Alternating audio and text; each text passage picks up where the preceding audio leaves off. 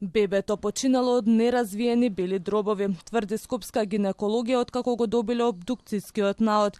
Според резултатите, кај новороденчето не се утврдени физички повреди на ниту еден орган. Во наодот се наведува дека по отворањето на градната и абдоминалната празнина, васкуларните органи биле со уреден анатомски статус и нормална морфологија, додаваат од гинекологија. Како причина за смртта кај новороденчето се наведува респираторна инсуфициенција на респираторниот стрес синдром, односно незрелост на белодробието. По добивањето на резултатот од страна на клиниката, семејството е уредно повикано, со цел лично да бидат информирани за сите детали од наодот.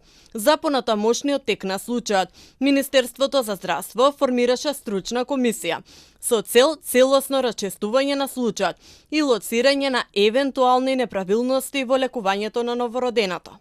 Од гинекологија посочуваат дека ќе постапат по сите законски процедури доколку се утврди основ за поведување дисциплинска постапка во рамките на пропишаниот рок.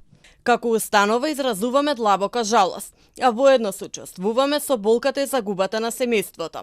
Вработените на гинекологија секојдневно се борат за животите на многу деца, но за жал се случуваат и загуби, кои ги доживуваме не само како професионална, туку и емотивна загуба.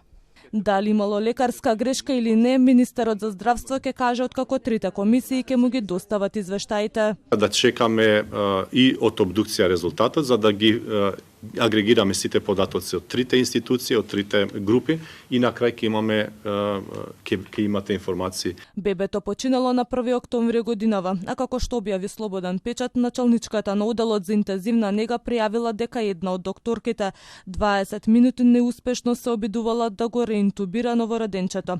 Несоодветното лекување според началничката предизвикало компликации што довело до смрт на машкото бебе.